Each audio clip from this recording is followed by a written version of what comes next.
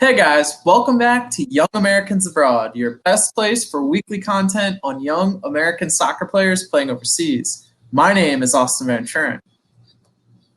And my name is Patrick Ferry. And guys, welcome to our show.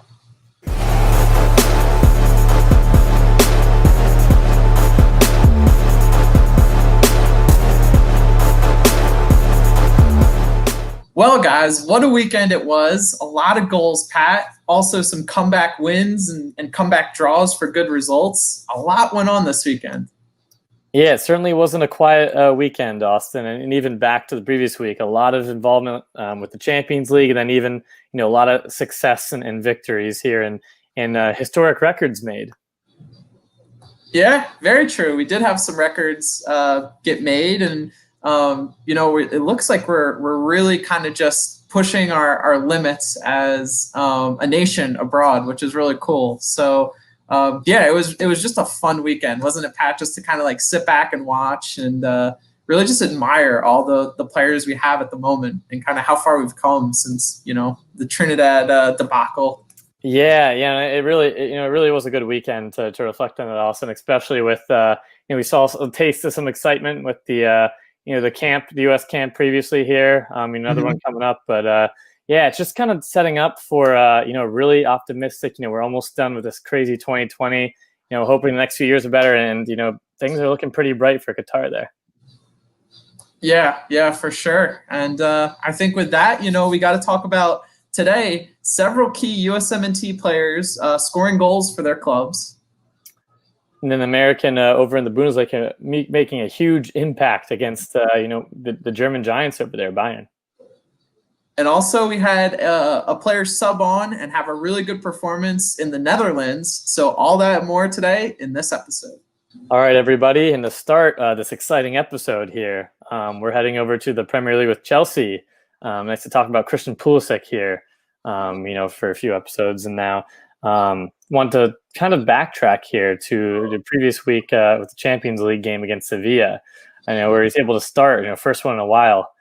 And he played 67 minutes there in a dominant 4-0 win. Giroud-filled goal fest. But nonetheless, it was nice to see Christian, again, making an impact. You saw a little bit of rust there. Some moments where maybe he could have been a little more head up, looking for different passers there and other attackers. But again, it was nice to see him being aggressive, hungry, not afraid to take some chances there.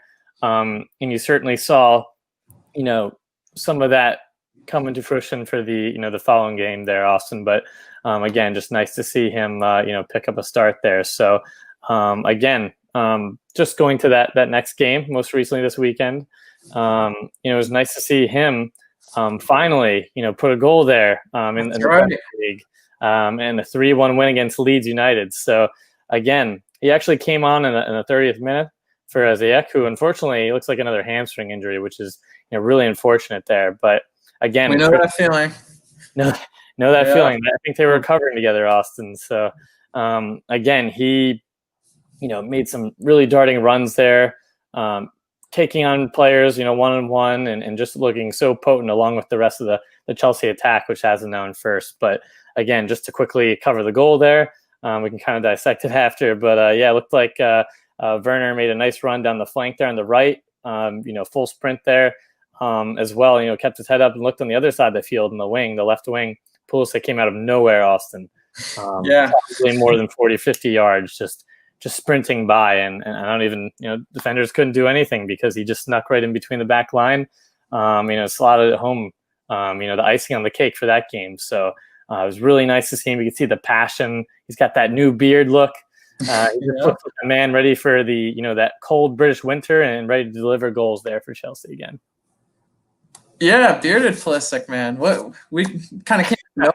We didn't expect that at all. But yeah, it was a pretty good game, I thought, from Pulisic. I watched most of the first half, or at least the part when he came on the pitch, and then some of the second half. I don't really think I saw all of the second half. But yeah, it's good to see him back. Like you said, he shook off the rust midweek in that Champions League game, had that nice move to get around one player on Rennes. I can't remember who it was, or who was it? Sevilla. It was not Sevilla. Yeah. So Yeah, so that was cool, and yeah, it's really good to see him get a goal. Obviously, it's December, so that kind of sucks that it's this late in the season. But if you remember, the season started a little later this year, so it's not that bad. But yeah, I was really happy just to see him back and healthy. And like you alluded to, Pat, now that Chelsea have some injuries, that might mean more playing time for Christian coming up here. That's right, Austin. Yeah, it looks like Hudson-Odoi too has been out a little bit with something. Unfortunately, Ziyech, what I just mentioned, but again, they play Krasnodar, I believe, tomorrow. We're filming here on Monday, Champions League game. So again, there's a lot of opportunity there for Pulisic to, again, hopefully make such an impact there and stay healthy. Also, I think that's the key. There's a lot of fixtures here coming up, and like you mentioned too, I think just a good point to circle back on. The season did start later, but and has there been no recovery for these players? And you're seeing not just Chelsea and some Americans, but a lot of players going down throughout the year and picking up different hamstring, various injuries there, which is unfortunate. But again, great opportunity for him to capitalize because, like you mentioned, it's taken a little bit of a while to get there. He has 2 goals in 8 appearances there. I think one, in the Prem, obviously just talked about, and then the other one came from a Champions League game. So hoping if he gets that time tomorrow against Krasnodar, that's a team where maybe he'll have a few goals or assists, and that'll kind of kickstart for the rest of the year. Yeah, it seems like Chelsea really needs someone to step up for them right now. So that could definitely be Pulisic. I guess it was Drew this past week. So maybe now it's his turn. yeah. Drew has been on a tear, especially against Sevilla. That was pretty unreal. But yeah, just again, Austin, it's amazing just with the Premier League too, with Tottenham, Liverpool, and Chelsea, and a lot of teams in the mix. Chelsea is, they have all that the attacking power, and it's unfortunate with the injuries. But I know Frank has just heaped a lot of praise, and consistently just was mentioning Pulisic is kind of easing back in the team and making sure they're really being precautious, about the injuries and preventing that. Because that's so key. You see when Christian for that last season where had that stretch of just great form, no injuries, no issues there, and he really took it to another level. Where if we can kind of see him from now on for the end of the year, I think again, like I always say, the sky's the limit, Austin. But I really do mean that. Where he can stay healthy, make an impact, and then get ready for next year when the qualifiers come up for the US. Yeah, very true. And I think with that, we'll move over to Germany and talk about another American who scored, and that would be Gio Reyna. So Gio started and played all 90 minutes for Dortmund in their 1-1 draw with Frankfurt. And in this game, Gio was the lone goal scorer for Dortmund. And it was a very nice goal, Pat. It was similar to that goal he scored against Bremen last year in the DFB Pokal. But not as nice, I would say, and near post this time instead of far post. But hard to do. Yeah, for sure. And he basically received the ball from Jadon Sancho, kind of sidestepped the player to open up space for him to shoot, and just took a shot. It was not the best angle on goal, but took a shot, and it went over the goalkeeper near post again. And gave Dortmund a crucial goal, who I believe were down at the time. So leveled the game and gave them some hope going into the rest of the game. I think this was in like the 56th minute, if I'm not mistaken. So yeah, the big thing about this game on the day, unfortunately, and why it's going to make this segment on Gio a little bit shorter than I was hoping, is that ESPN stream was down during the game. So unfortunately, guys, wasn't able to watch this game. Did watch as many highlights as I could, and check Twitter for feedback from some reliable sources who watched the game via other ways. And everything pointed to Gio being a difference maker in this game, and one of the bright spots for Dortmund in a game that they really needed to win and didn't on the day. So I thought that was good to hear. Just from the stats, you could tell he, I believe, created a chance, had 4 shots, and the one minor knock was that he, I think, lost possession 4 times. So all in all, it was just one of those games, it seemed, from Dortmund, which we talked about last week, Pat, that even though the results when we talked about it last week, that, they weren't playing great, but they were still getting wins. Now we can kind of see, 3 games in a row where they haven't gotten a win. Things might not be clicking for them the way they've been clicking, in the past when they've played up to their true potential. So I thought that was kind of interesting in addition to, this Gio Reyna goal, which obviously was the main story of the weekend. Yeah, definitely. And it's great you bring that up, just because, again, awesome to see Gio get on the score sheet again. And it seems like he has, really, again, had before, in that period, was in that lull with Dortmund in the last few weeks. But, this goal, obviously exciting, and having those chances created, he's really, again, kind of picking up there and helping Dortmund to, get to it as good as they can. But, he's only one player of, the other 11, 11 total on the pitch there. So Austin, do you think maybe there might be some tinkering there eventually, if Dortmund kind of stagnates there? And, I guess in my opinion, and I'm almost half answering this, but it seems like Gio is one of those players that wouldn't be, moved around during this tinkering. And, he seems to be having a, obviously just a small sample size here at this game, but seems to be turning around in the right direction, the right mentality, having, or producing, I should say, that goal there and getting those, helping to get those points. But do you think there might be any kind of changes there alongside him? Yeah, I mean, it's a good question. Last week we talked about him having kind of a change in mentality and taking it upon himself to be the difference maker. And it seems like he really did that in this game. I know there's some injuries that Dortmund are also kind of dealing with at the moment. Erling Haaland's out, which is their main goal scorer. Again, that's the person that has been helping them throughout the year kind of, break these tight games wide open. So without him, it's definitely been a challenge for Dortmund to kind of find their feet and find a player to replace that output and spot in the team. They also have, some more injuries. I'm forgetting names off the top of my head, but I know, Yusufu Moukoko came in this game, who's that 16-year-old player who everyone's really excited about. And it seemed like he was kind of the person that they're trying to fill some of these gaps with, which is crazy to think, a 16-year-old, they're just giving as much, as much responsibility as some of the other players in that team. So yeah, that's something interesting. And yeah, I think that, again, like we said last week, this is the time for Gio to step up and prove his worth. His transfer market value just went up to 30 million euros, I believe, $33 million. So it's time for him to prove that price tag. Christian Pulisic did it to some effect, but I think we're all expecting Gio to push the limits that Christian had at Dortmund, maybe unfairly, but, at the same time, we're Americans. We want players to continue to do better and better and best the records that were set before them. So yeah, I just think that the struggle, the time that Dortmund's going through right now, where they're struggling to get results, will hopefully ignite him and make him more competitive and more fiery and step up. And I think that's like you mentioned, we saw some of that even just getting in the faces and pushing, some Panamanian players. And I certainly think, we both know that he has those qualities, he just, has that. He was maybe born with it or something, what they say about some of those generational athletes. But, I think, again, especially in soccer, where teams go up, highs and lows, where, like you mentioned, if you can kind of ride the ship there and prove his worth and his value, I think he has all the tools and tangibles to do it. It's unfortunate, like you said, that Haaland is out, but you can't really just rely on a plan A. You have to have other players step up to the pitch, and I think Gio can certainly be a difference maker there. Those are my thoughts there.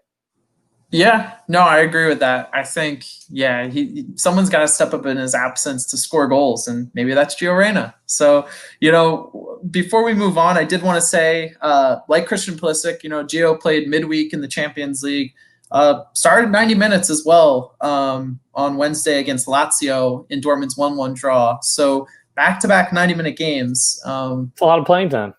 Yeah, a lot of playing time, a lot of, wear and tear, but he is now 18, so hopefully his body can hold up to it a little bit better than some of these other players that we keep seeing get injured, unfortunately. But just wanted to mention that, again, that kind of feeds into this time that Dortmund's having, this little rough patch. So I believe they play tomorrow against. I just had it open here.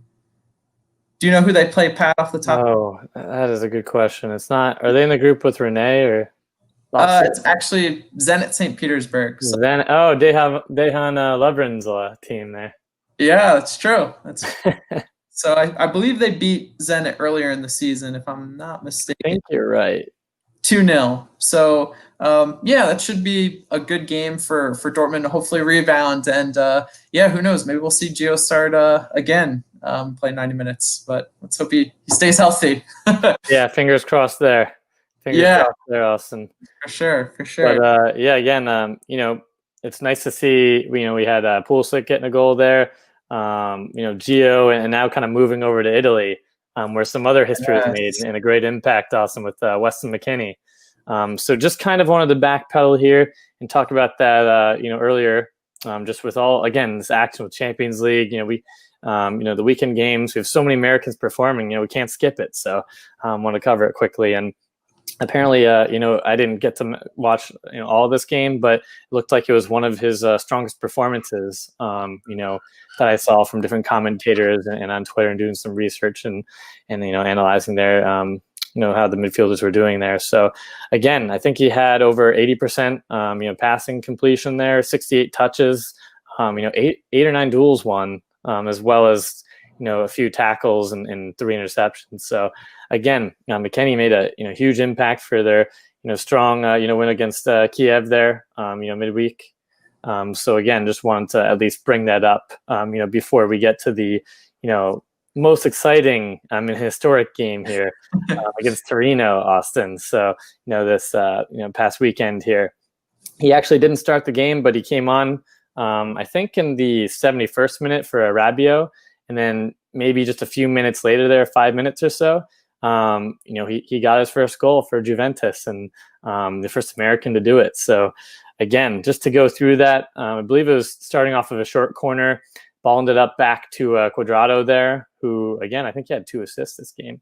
It was pretty crucial, but he whipped one of the box, outside the 18 there in the corner, in the right side. And McKennie was just there, to poach. And there's a lot of other players in the box, and he out jumped them all, the defenders, and just calmly headed it, past the keeper. So that was awesome to see. And then obviously Juventus was able to recover and survive and pick up a crucial win to keep them in 4th against a struggling Torino team. But nonetheless, Austin, McKennie seems to be, finding his groove a little bit. He had a stumble early on the season. He looked like, I believe it might have been the Roma game in the past, where he looked a little bit off and just, behind, a few steps behind. But I think, just seems like after this U.S. camp, he's really turned it around.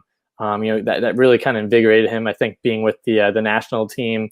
And then obviously, getting some minutes here and kind of being put on the hot seat almost in a way where he's not, he's kind of Pirlo's tinkering, and shuffling in and out of the lineups.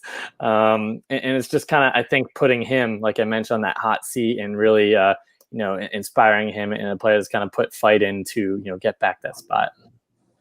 Yeah, and to be fair, I think that Roma game was really the only bad performance of the season. I think it's safe to say that was not his best performance. And ever since that game, he's really kind of upped his level a little bit. And yeah, I think he's really taken to life in Italy right from the start, which was something I was really interested to see, because not a lot of Americans have played in Italy, and it's such a different culture. It's such a different language than, speaking German, which is, the country he's lived in for a long time now, also grew up in. So I was really interested to see how that whole process worked.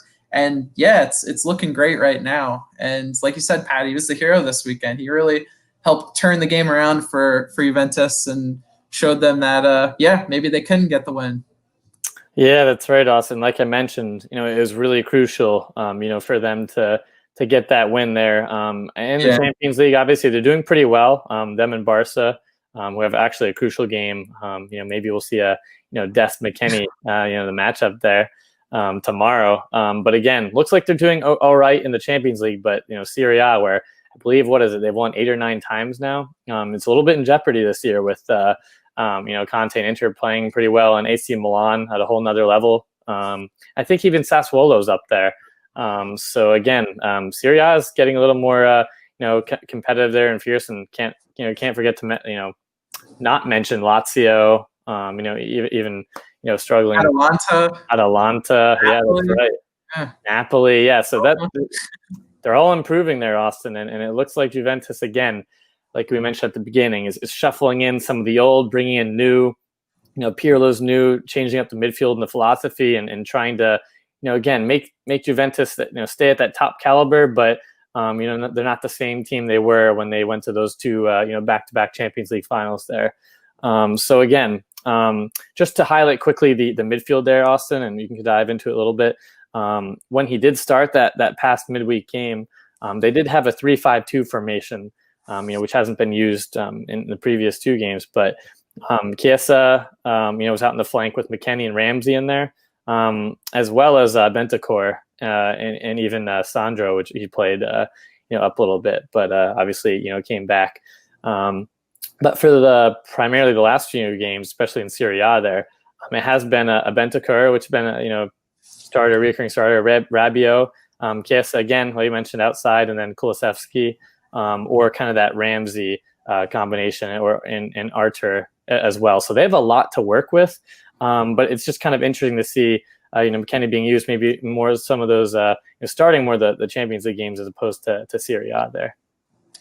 Yeah, and Pirlo's played him out wide to the right at times, which is interesting to me. I did not think that would be his position. Obviously, he can play a lot of different positions. He did that at Schalke pretty well. So it's not of the question, but yeah, it's really interesting to see a player that's so defensive and billed as that by Pirlo to kind of push him out wide and be somewhat of a player that gets upfield and supports, the runs that attackers are making in front of him. And I know that's how we've seen him play at Schalke, and that's how we've seen him play for the USMNT. But I was really surprised to see that actually be his role at Juventus, where that's not really been the kind of position that's been communicated to us. But yeah, I think it's good to just see him get game time. That's the big thing. I really want him to stay at Juventus, especially when you look at Schalke and how they're playing right now. It's almost a formality that they're going to be going down to the 2 Bundesliga. So he really needs to play well for Juventus, help them secure, I think, their 10th title in a row, and hopefully, stay and become a fan favorite there. And I certainly think he can do it, Austin, because, we're seeing everything, the cooking and riding around and Healy's there. It looks like he's just really integrated so well, with the team there and the culture, like you mentioned before. And I think it's, really just proving, himself on the pitch, which he's doing. And they, I think the fans can see, how much of a hard worker he is, and even has that technical side, like you mentioned, getting up and bursting forward, being that box to box. So again, I think he has, like you mentioned, just getting game time, the opportunity, and even some rumblings. It looks like Juventus has been impressed, and you don't want to stir up anything, stir up some tea, but it looks like they want to retain his services. So hopefully that comes to fruition here. Yeah, that's what we heard today too from. A close, I guess, Juve account who kind of follows the team and reports on them. So, yeah, definitely good to hear. And I think with that, we'll move back to the Bundesliga and talk about Tyler Adams. So Tyler Adams started and played 90 minutes for Leipzig in their 3-3 draw this weekend with Bayern. And, Pat, what a game this was. Leipzig went out to the early 1-0 lead. Then Bayern came storming back, took a 2-1 lead. Then Leipzig scored, I think, right before halftime to level it up 2-2. And then early in the second half, Leipzig came out hot, got the lead 3-2, and then Bayern leveled later on in the second half to make it 3-3. So definitely a crazy game, and one that Tyler played a pretty big role in. This is, again, like you said in the first part of the episode, Pat, this is the Bundesliga giants, Bayern Munich. And yeah, Tyler was doing a really good job, I thought, in this game of getting forward and picking those moments when to get forward, because Leipzig plays so fluidly that there's definitely spaces and opportune times where he can cheat up the field and kind of take advantage of the Bayern defense or any team defense when they play, being out of position and kind of, run into some of those spaces. And so, yeah, I thought that was good. He also did a pretty good job. He was errant at times with some of his passes and did get caught out in possession from time to time. But overall, I thought he played a very strong game. He looked very confident, which we're not surprised in hearing that Tyler Adams is confident. But I thought that was a big sign of just him being comfortable in the Bundesliga now. This is a big game, and it was a big performance for Leipzig to come away with the draw. And in my opinion, they really should have came away with the win.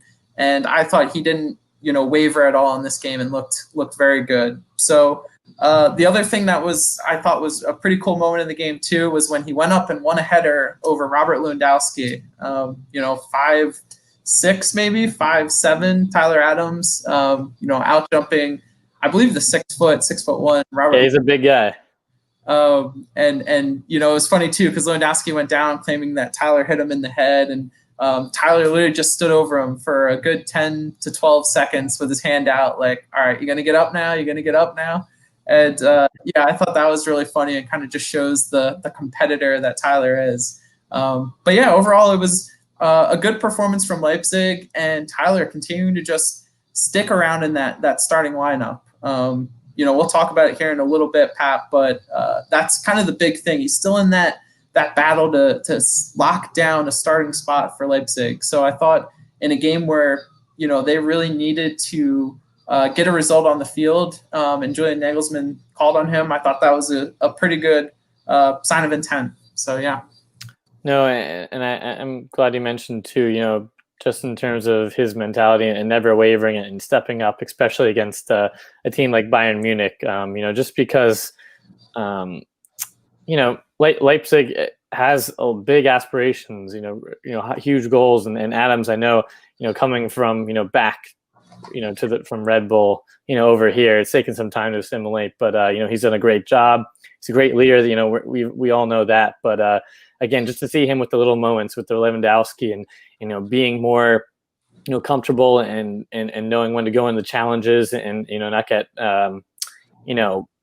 pushed up too far the pitch and lose his position and things like that. I think he's just becoming so much more smarter, like you said, just more comfortable, getting more minutes. And I think it's only a matter of time before we see him, like you said, just kind of lock down that position. He's in a battle, but I think that's, that healthy competition will only bring out the best in him. Yeah, for sure. And yeah, like you said, with the Lewandowski battle, I think this just shows that we're ready to compete with some of the best players in the world. I hate to single out one player and kind of, one moment, but I personally think the more that we see these players play at bigger clubs and take on bigger challenges, this is Bayern Munich, the Champions League, winners of last year. And we have a player that's not afraid of them and playing well in a game against them. So, yeah, to go into it a little bit more, Leipzig now sitting third in the Bundesliga, 2 points behind Bayern. So like I said, this was a pretty good draw for them. And it was a game that I really think they could have won, but to come out with a draw, I think they're sitting right where they need to be at this moment. And midweek, they also got a good win. It wasn't the prettiest win, but they ended up pulling out a 4-3 win over Istanbul in the Champions League, and they won in the final minutes of the game. So Tyler got subbed on in the second half of this game, really helped them helped propel them to kind of come back late in the second half and was kind of a calming presence in midfield. And I thought he played pretty well. I wasn't able to watch much of this game, but I did see some highlights and tried to fast forward through the game a little bit, but not too much to gain from it. But at the same point in time, they were able to come back and win in this game with him on the field. So I think that's a pretty good thing to have happen. So yeah. And that's crucial, Austin, especially for Adams and the team. They're in a dogfight. It's a battle in that Champions League group. You could call the group of death there. I think all those teams are tied for points right now. Yeah, so they're in a group. If you don't know, they're in a group with PSG and Man United, and right now everyone sits at 9 points going into the final match day. So I believe Leipzig are in third based on goal differential with -2, and Man United, I think, are in first with a goal differential of 6. So it's really going to come down to this final game that they play against Man United for them to kind of get that Champions League, knockout stage position. So it looks like, right now they're going to have to either tie Man United and have PSG lose, or beat Man United and kind of, have their own destiny in their hands. So, yeah, definitely a big game tomorrow for them. So keep your eye on that. And I think we believe in you, Tyler. I know he's going to come up clutch and again make some history there. So I guess just kind of shifting over, Austin, to the Eredivisie there. With Richie Ledezma. Great to be mentioning him here and talking about him week in and week out on our show now. Where he is really making an impact with the first team, and he came off the bench here recently in this past weekend in the 78th minute there, and helped set up the equalizing goal. Against Heerenveen and Uliana's team there, who also made a cameo. So nice to see the Americans kind of going out there in the top flight. So again, it was a 2-2 draw, but he did have quite an impact in that counter, right at the end of the game.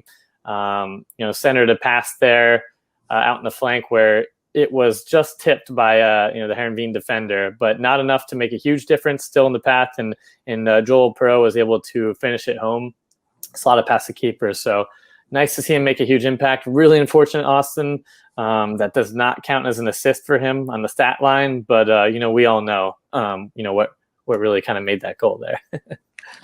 Yeah, he really did a good job, in the lead up to the goal. And yeah, his manager was very excited when talking about the performances that his substitutes had, and singled out Ledezma in particular. So I really think, kind of like we talked about last week on our episode, Pat, like, is he finally going to stick around with the first team and be a true first team player, get minutes week in and week out? And it really looks like he is. I hope things continue, but if they do this way, then it's looking good. Yeah, no, the future is looking really bright, Austin, just because you can see the speed of play, earlier, and he's still, so young and adapting, but, Ledezma seemed to be a little bit behind, lagging behind there in play and the physicality and speed of things. But you've been seeing, whether it's on the training ground that we're not seeing, or, putting in extra time, you could see the rise is just pretty rapid here for the last few weeks, you could say, or even few months.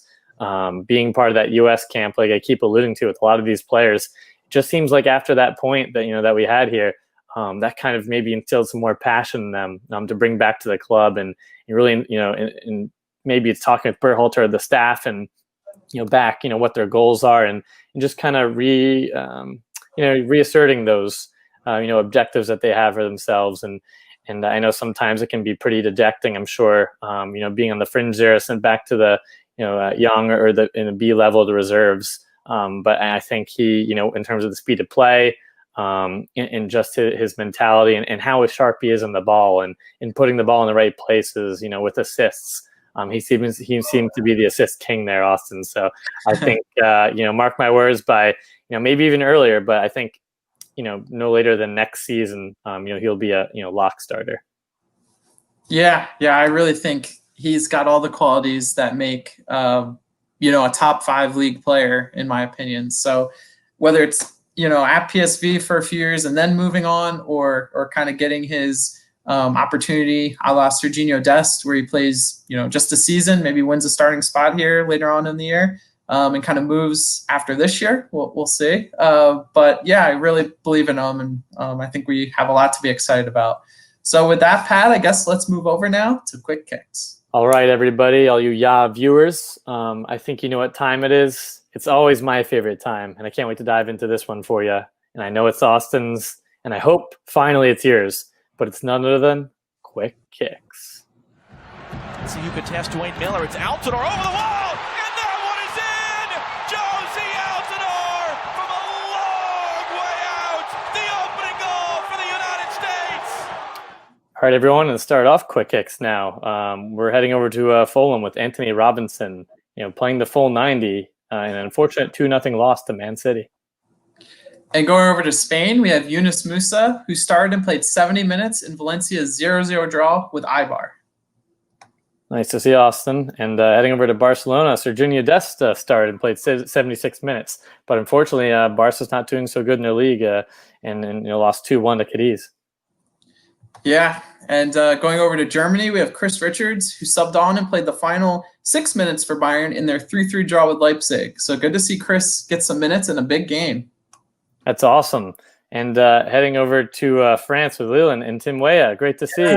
Timo, only 3 minutes after entering the match, Austin, assisted on the tying goal, by Barak Yilmaz. So again, Lille, rallied to defeat Sparta in a 2-1, UEFA League match there. So again, it was nice to see Timo get an assist back and on the road. Yeah. Timo time. That's true. And going over to Germany, we have Josh Sargent. So Josh started and played 60 minutes in Bremen's 2-1 loss to Stuttgart.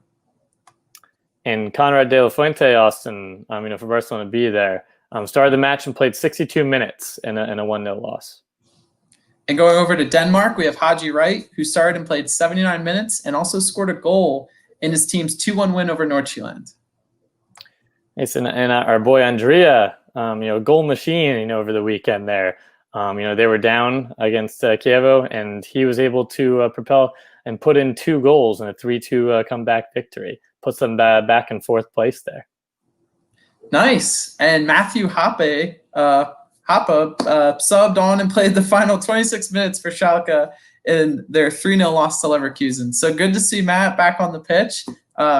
Butchered your last name this week, and unfortunately, Schalke just were butchered as badly. So it's all good, Austin, and hopefully, Schalke, we can recover there. But heading over to Portugal, we got Reggie Cannon, starting and playing 90 minutes in a 0-0 draw against Rio Ave this past Sunday. And it looks like Reggie Cannon's been starting, and Boavista has, I think, in the last few games, really hasn't given up too many goals. I think one of the lowest in the league there. So it's great to see him make an impact.